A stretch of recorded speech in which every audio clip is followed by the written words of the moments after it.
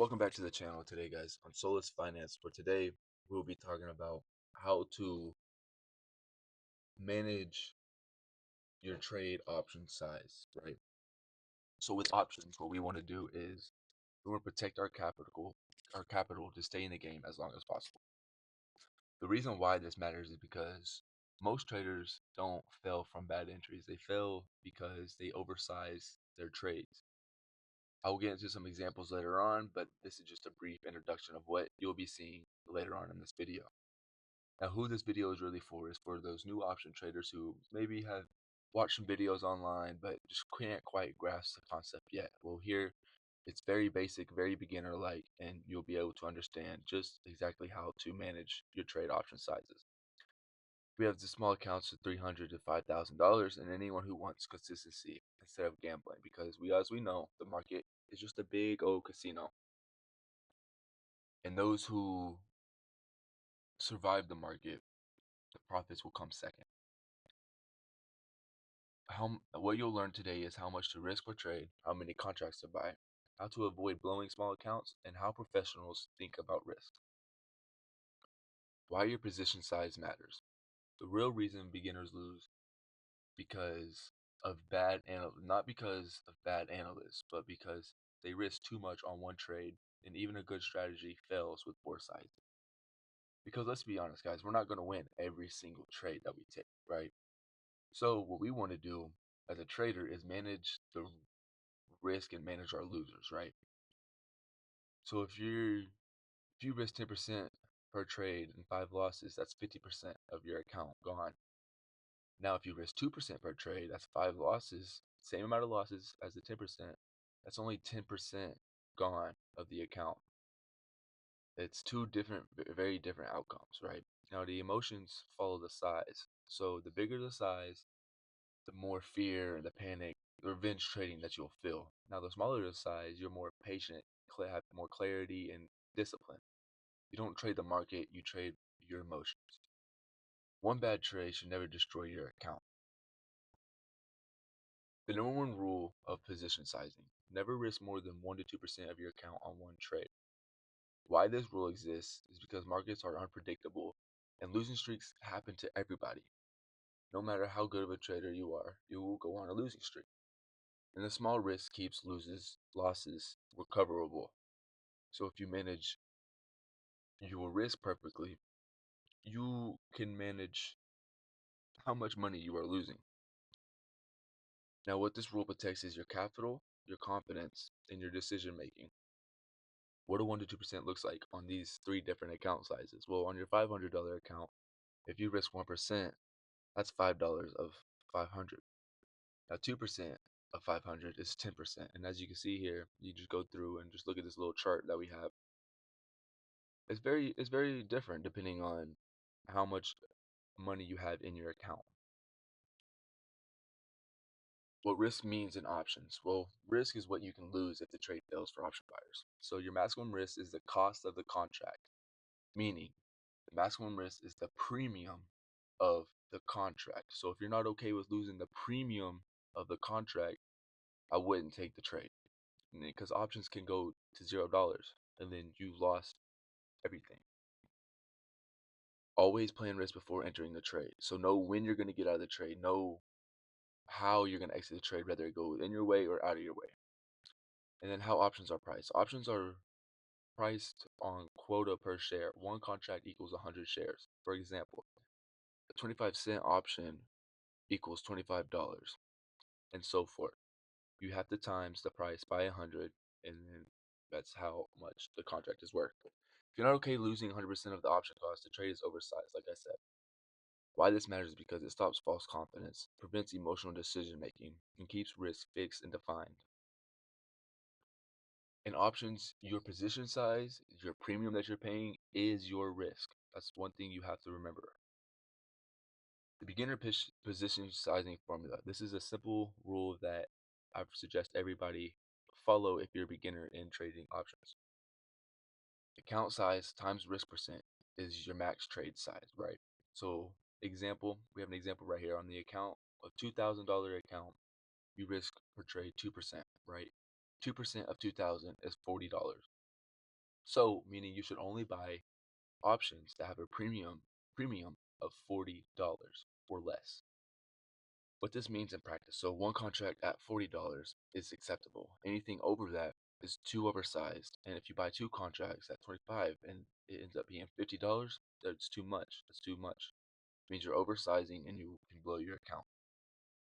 So start with one contract, trade cheap liquid options, and focus on the process. Focus on the process, guys. Focus on the knowledge and the wisdom that you get from it. Even if you lose a trade, you still learn something from the trade. No matter how bad of the loss may be, just take the lesson and move on about your day. How many contracts should you buy? Well, as a beginner, you should only purchase one. Now, if you're more advanced, then you can start purchasing two. But as long as the contracts aren't more than what you're willing to risk, more than your risk management rules that you have set, then you'll be okay. So if a contract costs equals the total risk, $20 option, $20 risk, that's okay. Because we have a $2,000 account and we said $40 was our limit. So $20 is a good risk. You just want to be okay with the amount that you're losing. Why fewer contracts win? Lower emotional pressure, clear decision making, easier to follow stops, and losses stay controlled. Scaling in versus going all in. Beginner mistake is going all in on one trade, trying to make it back in one move. Oversizing after a loss. This turns trading into gambling. Like I said, remember I told you guys, trading is like going to the casino, but you have access to this casino at your fingertips. How we want to manage this, and I'm sure some of you guys who go to casino do this exact same thing. You just don't know it yet. You want to start small, trade one contract, prove consistency first, and increase size gradually. So taking your profits at 40% or 50% and stopping out at 20% or 30%. It really just depends on what you're willing to risk and how much capital you have in your account. What scaling really is increasing the size after months of discipline. After you built the discipline of following your risk, you can then increase the size of your account by adding size only when rules are followed.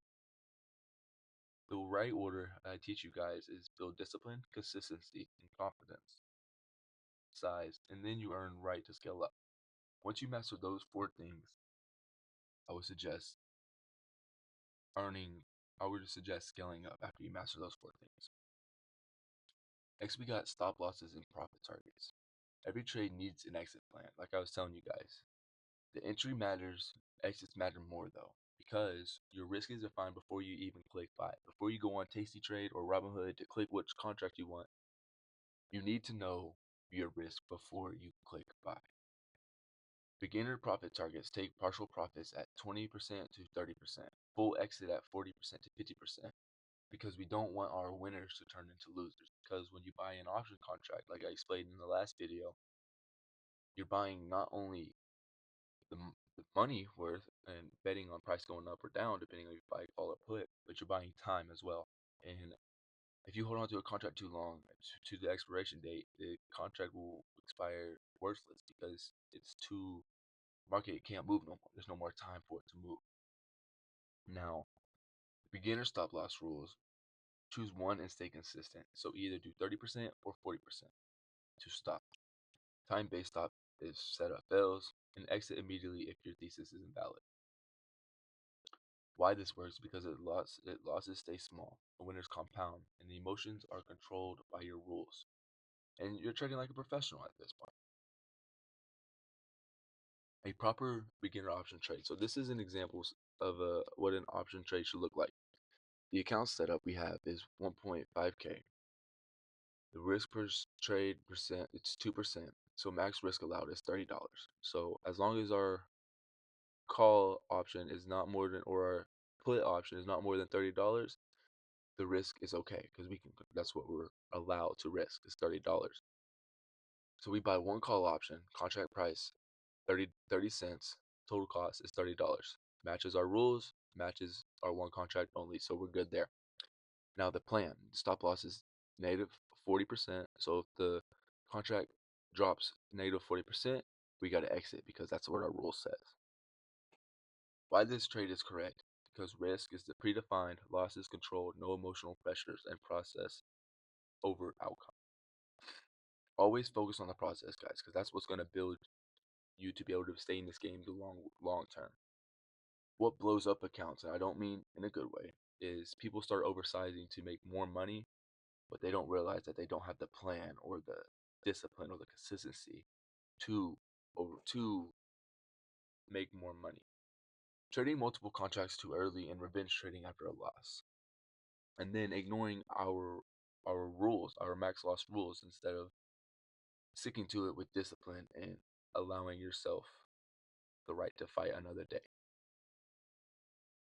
What we want to do is size small, accept losses quickly, and stick to predefined rules. Judge success by execution, not P&L. So even if you lose a trade, but you execute your negative 30% stop loss rule, that's a winning trade because you executed your trade. Why these mistakes happen is because we get too attached to the money. You know, if you really think about it, money is just a piece of paper. It's really just a piece of paper that somebody thought was worth something. And we get fear of missing out. We get fear of missing out on it.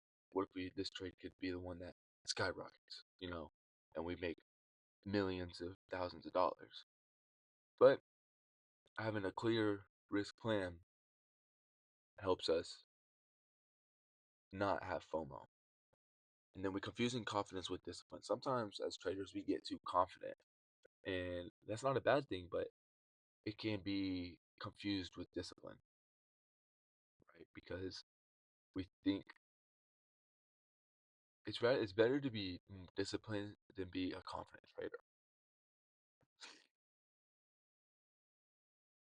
Now, the long-term mindset. Trading is a skill, not a shortcut. So you can't just come on here and you actually might. This could happen. You could get onto your Tasty Trader or Robinhood and make $20,000 in one trade. You could do that.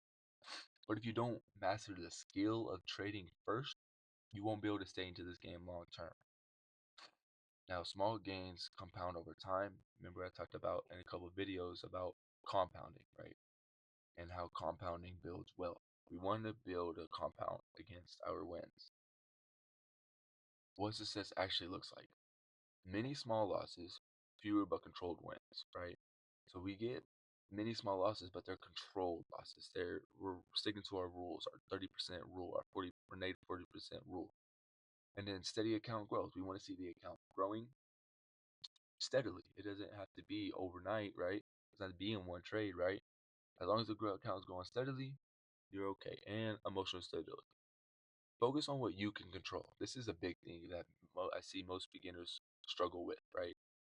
They worry about if the market goes up or down, right? Or if their plan is going to work. But we can't control that. Only thing we can control is our position size, our risk per trade, our rules and execution, and then your reactions. You can't control the outcome, only your behaviors, right? So follow your rules. Like I said, guys, we want to stay in the game long enough to get good. Most traders fail before they ever reach a stage because they get bored with following their rules. And to be honest with you guys, trading is boring. Trading is probably the most boring thing you're going to do in your lifetime. But that's okay because it comes with many perks, comes with your freedom, comes with whatever the case may be. The one rule to remember is size small and trade clean and stay disciplined. Discipline is going to build your confidence. And remember, everything comes back to this. Position size controls emotions, and emotions control decisions. You don't need to trade big to grow. You need to trade correctly and survive today, which creates an opportunity for tomorrow. So I hope you guys really enjoyed this video. I hope this guys really breaks down how how to manage your position on trading options, right? If this video really touches something or you want to see something else, write it down in the comments below and I'll be sure to read the comments and make a video about it next. As always, stay solid, and stay motivated to become and climb the king of your mountain.